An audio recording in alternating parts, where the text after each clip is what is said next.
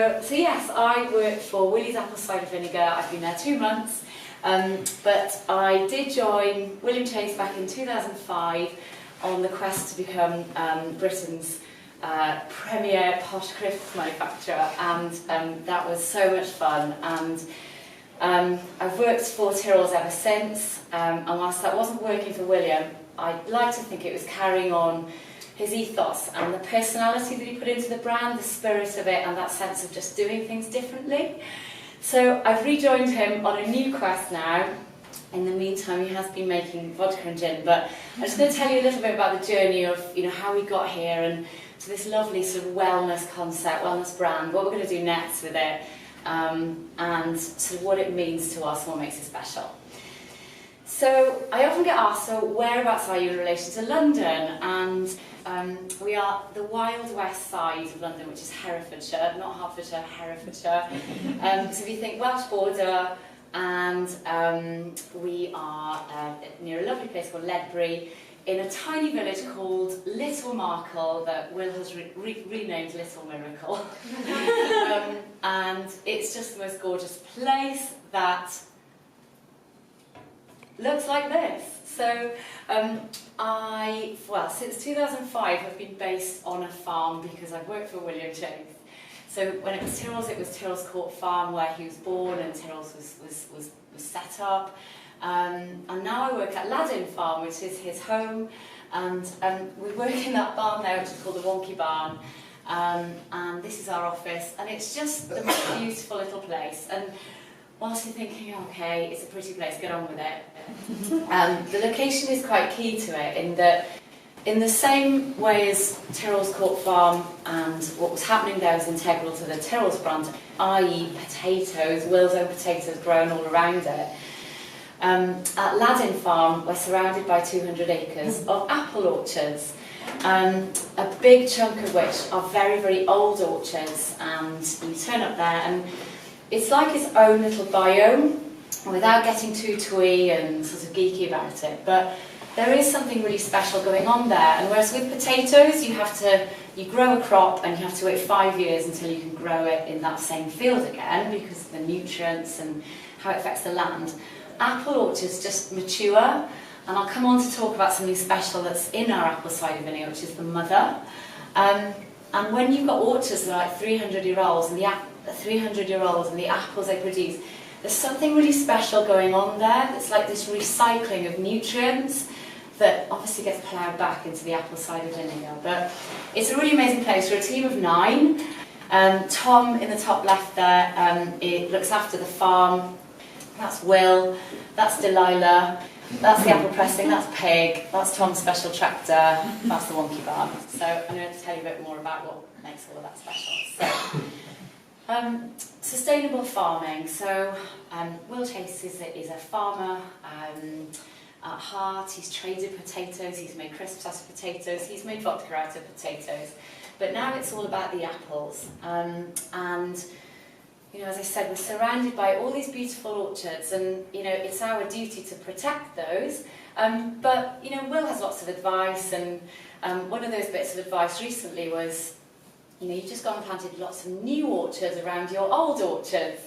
The bugs and the sort of bacteria from the old orchards, it's not great for your new orchards, Will.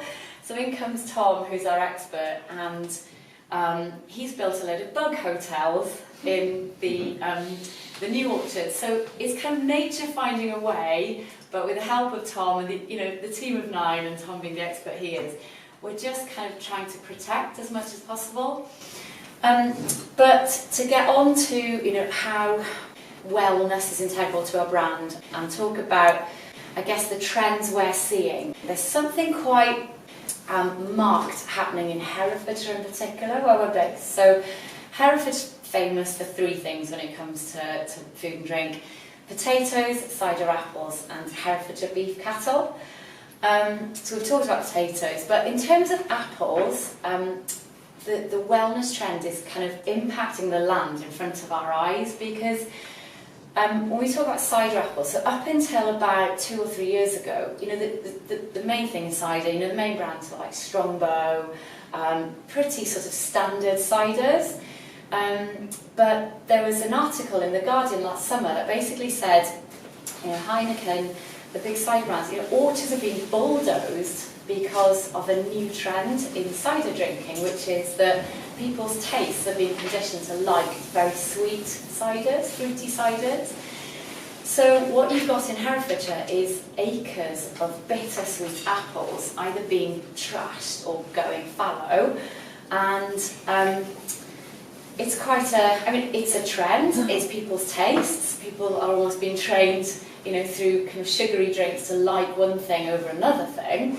But I just think it's quite fascinating. You've got one fruit and a trend going that way, the apple, but in our case, you've got a trend for naturally fermenting and gut health and probiotics, leading to a trend where Will Chase, who is, you know, a seasoned farmer, being able to buy up acres of old bittersweet apple orchards, and also because of the demand, plant new orchards, because we make cider out of bittersweet apples and then we ferment it until it turns into apple cider vinegar with the mother. And I just personally think that's quite fascinating, how you've got, you know, alcohol on the one hand and a trend for kind of sugary drinks, and a completely opposing trend in natural fermenting. But the good thing is we're able to save some of that land and, you know, keep it all going. So, and we recycle as much as we can. So the whole apple goes into the apple cider vinegar. You know, I talked about the mother, which I'll explain in a bit more detail, but there's so much heritage in what we're doing. It's just constantly being recycled, you know, over years, but also the product itself. You know, the pips, the stalks, the whole fibre, everything goes into making the apple cider vinegar. So just in a nutshell, you know, that's the journey. Well, the left-hand side is the journey I've been on, straight up to Willy's here.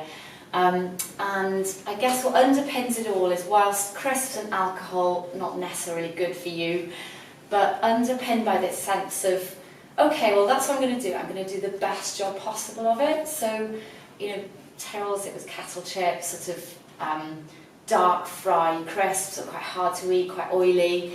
And Tyrell's came along using different varieties, more golden, light fry, and to get technical about it, low in acrylamide crisp that was spun to drain off some of the oil. I mean, not everybody maybe knows that, appreciates it, but it was the best we could do, and you know, you could hopefully taste the difference. In Chase, you know, you have a lot of brands making gin and vodka in a very industrial process, so Will set about to make the first single estate spirit. So from start to finish, you know, owning the whole process. And then on to Willy's, you know, from potatoes to apple, and this natural daily dose, and trying to get people maybe to think of wellness as rather something that you do when you're poorly to make yourself better, you know, like a Lemsip. It's just part of your daily ritual, and for us it's all about the daily dose. 25 ml, are you on it? So, oh actually I should have said, Lady Clare's a potato and a Collington Big Bitter is a very old, gnarly apple. So I guess my job, yes, is trying to encourage people to try apple cider vinegar, to play around with it, to have in smoothies, with hot water with lemon, in salads, just kirk and have fun with it. But there is this, you know, this buzz around it, and has been for quite a few years. It's not a new product. In fact, people have been taking apple cider vinegar for hundreds of years. But I've got the likes of Victoria Beckham evangelising about it, and Gwyneth Paltrow, and I think there's generally a kind of an increase in awareness and knowledge around it, but there's still so much education to do. But I think what is putting it on the map most of all at the moment is just a growing awareness and appreciation of gut health, and how the foods are naturally high in probiotic or gut-friendly bacteria are really sort of enjoying a moment in the spotlight. Double-page spread in the Telegraph last weekend about fermenting, and you know, apple cider vinegar in their kombucha, kimchi, sauerkraut. So whereas we've, maybe the likes of Rand Fines talking about apple cider vinegar help my arthritis, now it's quite a serious conversation around, okay, how do you put good stuff in your gut to help every other bit of your body flourish? So what we find is a bit like you were saying about, let people play around with it and then tell you how they use it, especially in the world where, for us, maybe more than tried and tested, it's tried and trusted from kind of a gran or an auntie that's had it. People just send us the most brilliant posts where, it's in its simplest form, a drink in the morning with some lemon and a shot, through to some quite complex recipes where they're browning off meat in apple cider vinegar and giving it this amazing taste. So we're taking it all in, and we've actually got an annual coming out at the end of the year, and anybody who's sent recipes in is in with a chance of being in the annual. So,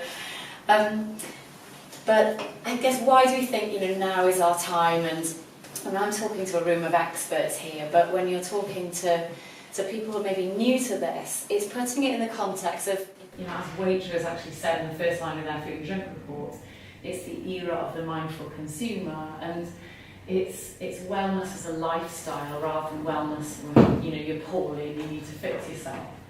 And just this nudging forward from the evangelists to the advocates to the amateurs of how we just make ourselves a bit healthier. And we all aspire maybe to be like Gwyneth Paltrow or maybe Deliciously Ella, who live and breathe this stuff and know every single healthy term in the book. But I think for the majority of us, it's small steps forward, and hand in hand with that, doing good things for the environment. For us in particular, when we talk about wellness and health, it's very much as part of a gut health dialogue when it comes to the apple cider vinegar. It's raw, it's unpasteurised, it's unfiltered. The bits of mother, which is this sort of, probiotic culture that grows as you let apple cider vinegar sit, it's literally live in the vinegar, so you could pour it out and she's kind of floating about. And we talk about her as she's a person, she's live, she's in the ACV, she's there doing her good stuff. And much like a SCOBY and a kombucha, it's just this little miracle of a thing really, that when it's unpasteurised, it's so good for your gut. And then lifestyle, I suppose the trends for us, people aren't drinking as much, they're looking for clean food and drink. And I'll come on to talk about what we've got next, but the no alcohol one is a particularly interesting one for us. So in terms of the claimed benefits, I suppose we're starting from a great point in that it is raw, it's unpasteurised, and it's that process where to make apples into cider, it ferments, the yeast ferments it, and then it's the acetic acid to get it from the cider into apple cider vinegar. And then the beneficial bacteria in this mother, which if you leave it, it develops into, basically it's not the prettiest thing in the world, but she's this massive cultures really, and she just sits there and kind of infuses the cider vinegar with all this goodness. And yeah, we celebrate it. I mean, there she is. That's so Anna is our head of production, and she's our fermenter, and she's so proud of her cultures. And there's the mother there. And yeah, as I said, she's not going to be appearing on a catwalk soon. But if you're enjoying apple cider vinegar, literally when it's floating about those bits, don't be scared of them. That's where all the goodness is. And what do our fans kind of quote back to us? So we've had people who claim that apple cider vinegar helps with gut health, so from symptoms like IBS. It's helped with the symptoms. It's a natural source of energy. It helps regulate blood sugar, helps reduce cholesterol. And even people sort of putting it on makeup wax and putting it on their skin, and it's helping with acne and skin conditions.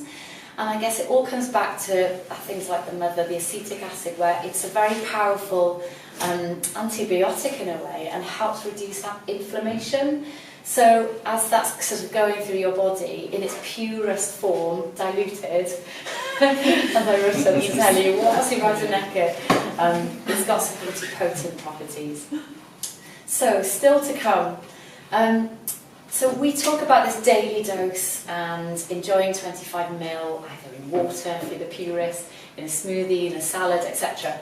It's almost too good a thing to just have apple cider vinegar. So we're just about to launch a range of shots that has your daily dose. So it's half apple cider vinegar, half beetroot. There's a honey and turmeric, there's an apple and ginger, and also a natural energy drink. So as I mentioned, natural fermentation is a really big trend at the moment, and again, it's not a new thing. People have been fermenting kefir water, kimchi, apple cider vinegar for centuries, but Will being Will and wanting to own the process and infuse everything he does with provenance and pedigree, has invested £300,000 in this incredible fermenting kit from Germany that helps us to control the fermentation process, and it helps us to make apple cider. It allows us to make apple cider vinegar and kombucha in a really special way. So we've blended those two things together, added apple juice, added a bit of ginger, we've got a borehole under the orchards where we're drawing water, and we call it Ned, the natural energy drink. Ned is born, and actually born today. So the first canning happened today, so that's just immensely exciting. And just to finish on, yeah, you know, what makes an entrepreneur just carry on going? You know, why would you want to enter the like £15.2 billion drinks market? And I mean, that's the kind of healthy drinks bay in Sainsbury's. And just look at all the things going on there. It's just unbelievable how wellness has come on. Kind of, you know, what people from, I guess, dial back 10 years ago, and I guess innocent smoothies or even more, you know, that was probably at the cutting edge of putting something healthy in your body. And we've got charcoal shots, we've got egg protein drinks, we've got probiotic waters, we've got new generation colas, and I took the liberty of putting a few cans of Willy's on there when somebody was looking and saying, Willy's, that's an energy drink. So that's what, as well as helping obviously to spread the word about apple cider vinegar and all its benefits, is going to be keeping me busy this year. And that's it.